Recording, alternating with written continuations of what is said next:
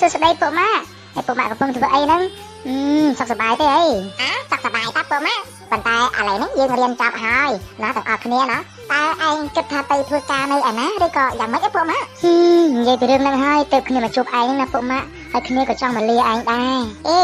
អញនិយាយថាម៉េចហ្នឹងពួកម៉ាក់ហើយឯងចង់លាគ្នាឯងចង់ទៅណាពួកម៉ាក់គ្នាត្រូវរៀនបន្តនៅបរទេសណាពួកម៉ាក់គ្នាត្រូវទៅក្នុងពេលឆាប់ៗនេះហើយគឺទៅរៀន4ឆ្នាំអញ្ចឹងចាំ4ឆ្នាំក្រោយចាំយើងជួបគ្នាណាពួកម៉ាក់ណាយើងអាចខលរកគ្នាបានគួរឲ្យសោកស្ដាយណាពួកម៉ាក់គ្នាអត់បានទៅរៀនបរទេសទេគ្នាបានតែនៅស្រុកខ្មែរទេ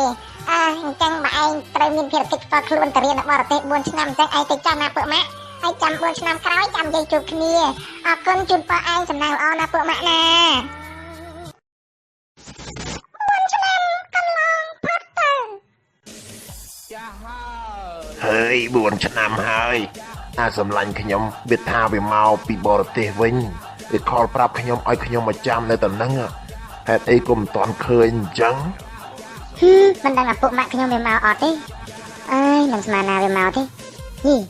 ហើយចុះណាគេរៀងដូចពួកម៉ាក់ខ្ញុំប៉ុន្តែមិនក៏ចាំទេដើរទៅសួរតិចសិនបងអត់ទោះបងខ្ញុំដូចជាធ្លាប់ស្គាល់បង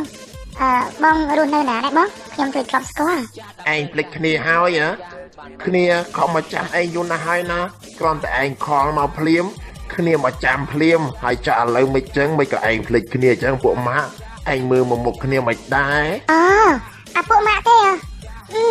គ្នាភ្លេចមែនចុះមិនក៏ឥឡូវឯងចាស់មែនពួកម៉ាក់បាច់គ្នាតែ4ឆ្នាំសងមិនក៏ឯងចាស់យ៉ាងហ្នឹងពួកម៉ាក់អើយឯងគិតមើលពួកម៉ាក់គ្នានៅស្រុកខ្មែរឥឡូវចូលឆ្នាំមួយឆ្នាំ3ដងរឿងអីមិនថាចាស់នោះពួកម៉ាក់ឯងគិតទៅចូលឆ្នាំសកលម្ដងចូលឆ្នាំចិនម្ដងហើយចូលឆ្នាំខ្មែរម្ដងទៀតមួយឆ្នាំ3ដងហើយ4ឆ្នាំបែកឯង4ឆ្នាំវាឡើង12ឆ្នាំឯណាពួកម៉ាអញ្ចឹងបានវាចាស់នឹងណាអញ្ចឹងស្រុកខ្មែរចូលឆ្នាំច្រើនដងយ៉ាងហ្នឹងណ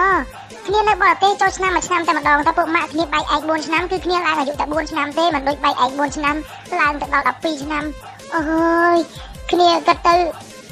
គ្នាឡើងចង់នៅស្រុកខ្មែរពួកម៉ាក់ខ្លាចចាស់ដែរខ្លាចចាស់ដូចឯងដែរណាពួកម៉ាក់ពួកម៉ាក់ប្រញាប់ទៅណាគ្នាមិនអោយឯងទៅទេអាងតែខ្លួនឯងទៅរៀននៅបរទេសចង់ទៅនៅបរទេសចោលស្រុកខ្មែរមែនណែ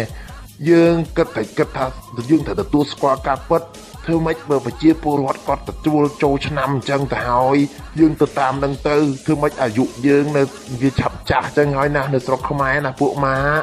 តែកុំទៅបរទេសទៀតអីនៅជាមួយគ្នាណាពួកម៉ាក់ណាហ្នឹងហើយពួកម៉ាក់គ្នានៅស្រុកខ្មែរបន្តទៀតក៏បានដែរគ្នាមិនចោលទេស្រុកយើងគ្នាចេះតែនិយាយទៅប៉ុន្តែប្រហែលឆ្នាំទៅមុខទៀតនេះគ្នាប្រកាសជាចាស់ដូចឯងដែរបើចូលឆ្នាំមួយឆ្នាំ3 4ដងយ៉ាងនេះស្រុកខ្មែរអើយចេះតែមានហើយមួយឆ្នាំ3ដងចូលឆ្នាំសកលម្ដងចូលឆ្នាំចិនម្ដងចូលឆ្នាំខ្មែរម្ដងឆាប់ចាស់ហើយនៅស្រុកខ្មែរ